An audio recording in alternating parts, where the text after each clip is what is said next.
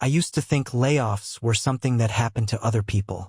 I pictured nameless faces on the evening news, workers leaving factories with cardboard boxes, but never imagined I'd be one of them. I had worked at the same manufacturing plant in Ohio for 17 years. I showed up early, stayed late, trained younger guys, even covered double shifts. I believed loyalty meant security. That illusion shattered on a Friday morning in January. We were called into the break room, about 40 of us. The plant manager stood at the front with two men in suits from corporate. Their faces were stiff, voices rehearsed. Restructuring, downsizing, necessary adjustments to remain competitive. Words that meant nothing until they handed me an envelope with my name on it. Effective immediately, your position is terminated. My ears rang. I stared at the paper like it was written in another language. 17 years reduced to a few sentences. My hands shook as I packed my things into a cardboard box, steel-toed boots, a coffee mug with my son's picture, a wrench I'd carried since my apprenticeship. Walking out of that plant, I felt stripped, not just of a paycheck, but of identity. I wasn't just David Walker anymore. I was unemployed. And in a small town where the plant was everything, unemployment was a brand burned into your skin. I drove home in silence. Rachel was in the kitchen when I walked in, sorting laundry. She looked up, saw the box in my arms, and froze. "No," she whispered. I nodded. "They let me go." She covered her mouth, tears spilling instantly. Our son Jacob came running in, asking if I was home early. I forced a smile, ruffled his hair, told him it was just a long weekend. Inside, I was crumbling. That night, after Jacob was asleep, Rachel and I sat in the dark. "We'll figure it out," she said, her voice trembling. I wanted to believe her, but all I could think was, how do you figure out losing your name? At first, I told myself it would be temporary.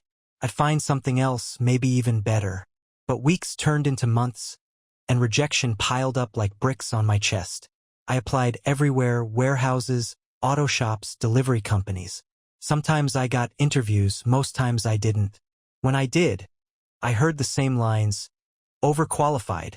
We're going in another direction. I was 42 with 17 years in one trade. To them, that meant I was too old, too expensive, too stuck in my ways.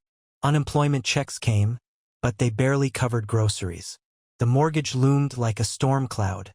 Rachel picked up extra shifts at the diner, coming home exhausted, smelling like grease and coffee. I hated seeing her shoulders slump, hated knowing it should have been me carrying that weight. Bills piled on the counter, past due notices in red ink. I stopped answering phone calls because I couldn't face the collectors. Rachel tried to keep faith. "Something will come through," she said, even as her eyes betrayed doubt. My pride shrank. I stopped seeing friends. Couldn't stand their pitying looks or their stories of hanging in there. I avoided family gatherings. Every time someone asked, "How's the job search?" I wanted to scream. One night, Jacob asked if we could go to the movies. I had to tell him no, money was tight. He looked down at his shoes and said quietly, "That's okay, Dad." It wasn't okay. He was 10 years old, and I was already teaching him disappointment. I started drinking more. Not heavily, not at first. Just enough to blur the shame. But soon it became routine. The only time I didn't feel like a failure was with a beer in my hand. Rachel noticed. "Don't go down that road," she warned. "We've lost enough." But shame has a way of whispering louder than reason. The strain seeped into everything. Rachel and I fought over money, over bills, over nothing. She accused me of giving up. I accused her of not understanding. Our words became weapons, sharp and cruel. Jacob withdrew. He stopped asking for things, stopped laughing as much. He did his homework at the kitchen table in silence while Rachel and I argued in whispers behind him. One night, I heard him crying in his room.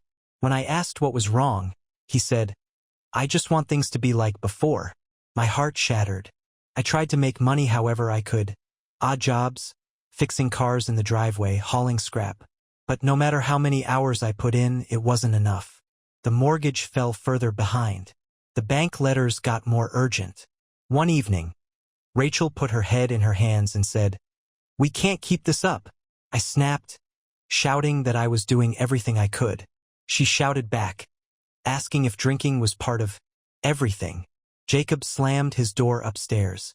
Silence followed, heavier than the yelling.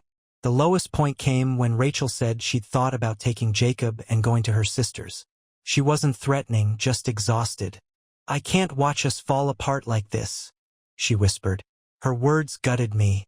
I wanted to fight back. But the truth was, she wasn't wrong. I wasn't the man she married anymore.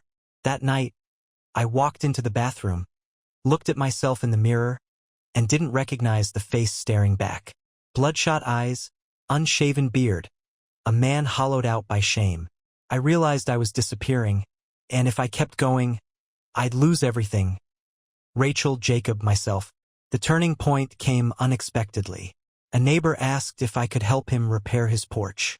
I agreed, more out of desperation than hope. As I worked, something clicked. The feel of wood in my hands, the satisfaction of building. By the time I was done, he paid me cash and said, "You should do this full-time. You're good at it." That night, I couldn't stop thinking about his words. I didn't have a job at the plant anymore. Maybe I never would again. But maybe my name didn't have to die with that layoff. I started small handyman jobs, porch repairs, painting. Word spread.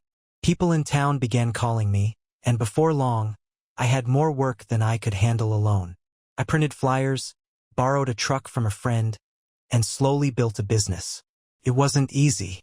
There were setbacks, long nights, and moments of doubt. But for the first time in months, I woke up with purpose. Rachel saw the change. She smiled more, encouraged me, even helped me with bookkeeping. Jacob rode along with me sometimes, handing me nails, learning tools. His laughter came back, bright and free. We didn't become rich. We didn't erase the debt overnight. But we survived. And surviving together felt like a kind of victory. 1 year after the layoff, I drove past the plant. The parking lot was half empty, more jobs gone, more families broken. For the first time, I didn't feel bitter. I felt free. Losing that job forced me to rebuild, to redefine who I was. I am not just a layoff. I am not just a paycheck. I am a father, a husband, and a man who builds both houses and a life worth living. The day the layoff took my name was the day I thought I'd lost everything. But in the rubble, I found a new name, one I built with my own hands.